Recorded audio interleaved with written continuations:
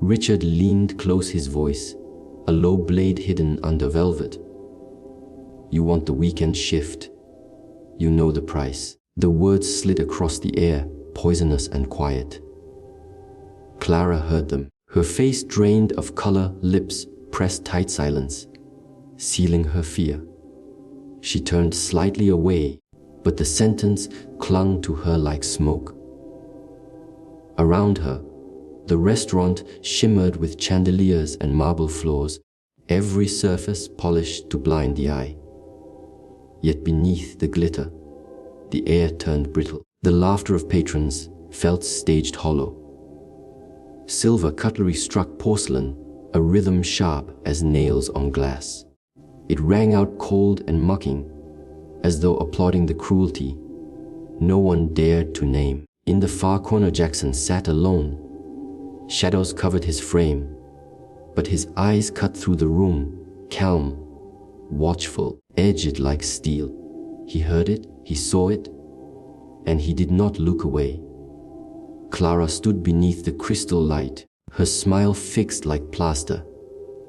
It carried the shape of warmth, but no heat, a mask stretched across exhaustion. Beneath the shimmer of rouge and powder, her eyes betrayed her dark hollows, carved by nights without rest. The glamour of the room pressed against her frailty, demanding perfection.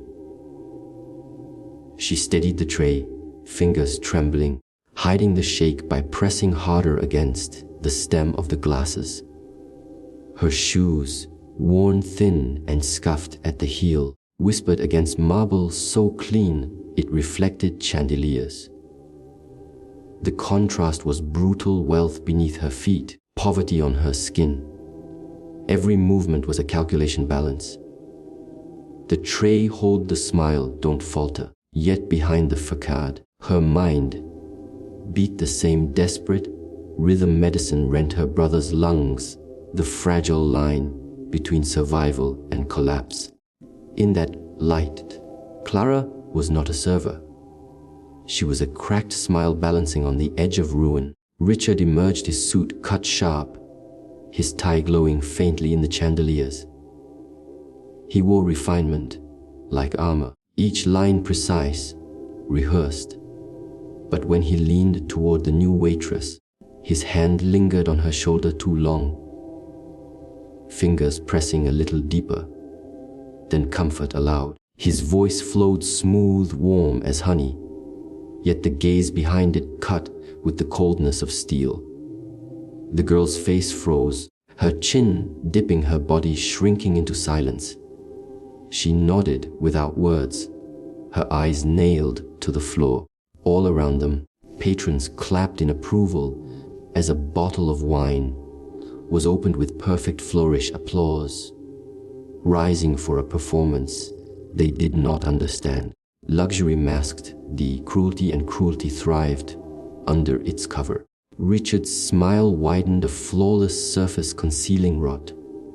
His presence alone, a reminder this was not kindness in charge. It was domination wrapped in silk. In a far corner sat Jackson, dressed in clothes that spoke of simplicity, but whispered of care. Not shabby, not loud, just enough to blur him into the crowd. He touched little of his plate, barely lifted his glass. His hunger was elsewhere. His eyes moved with deliberate calm, tracing each flicker of fear, each forced smile. Clara's trembling hand, Richard's hand pressing shoulders. The quiet theft of dignity masked as procedure. Each detail fell into place like shards of glass forming a pattern only he could see. He leaned back, shadows concealing him, but his attention burned. To others he was a stranger, a passer-by enjoying brunch. In truth, he was an unblinking witness, piecing together a puzzle of cruelty and silence. Every moment he observed became weight, every gesture a crack in the facade. And Jackson, though silent, was already sharpening the truth he would one day reveal. Tommy darted between tables, thin arms, clutching a tray too heavy for his frame. His uniform sagged seams, stretched collar wrinkled from too many washes. When no one watched, his hand slipped toward a bread basket behind fingers quick furtive. He tore a crust free, folded it into his palm, and shoved it into his pocket with the speed of desperation. His eyes flicked across the room, wide and guilty, searching for Richard's shadow.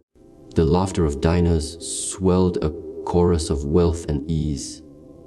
Yet Tommy trembled as if surrounded by silence. Every clink of glass made him flinch. Every echo of shoes set his shoulders stiff. Jackson's gaze followed him, calm but heavy, his eyes narrowing with quiet recognition. In this temple of excess, a boy stealing crumbs revealed more truth than any polished report. Hunger lived here, crouching in the corners of a gilded room, unseen by those who fed without thought. Behind the swinging doors, Chef Walter stood before the flames. His hands bore the thickened skin of decades, each scar a silent story. He stirred sauces with practiced grace, plated dishes with precision that masked fatigue. His back bent slightly, as though years of heat and silence had pressed him downward. Between motions, his gaze drifted across the kitchen toward Clara, moving quickly beyond the pass. His eyes lingered soft, sorrowful unspoken words trapped in his chest. He had wanted to defend, to say something to break the silence, but silence had kept him employed all these years. He swallowed his voice as easily as steam rising off the pot. The perfection of his dishes contrasted with the imperfection of justice in the room beyond. Walter's quiet resignation carried the weight of a generation. Survival meant silence, and silence meant complicity. Jackson noted it too. The heaviness of a man who had traded truth for endurance. Clara slipped into the cold storage, escaping the glitter and the noise. Frost clung to the walls. Breath hung white in the air. She pressed her phone to her ear, voice hushed, breaking against the chill. Just one more week. I'll have enough. Please, just hold on. The line on the other end remained quiet, then cut out, leaving her words stranded. She lowered the phone slowly, as if it weighed more than she could bear. Leaning against the steel shelves, she closed her eyes.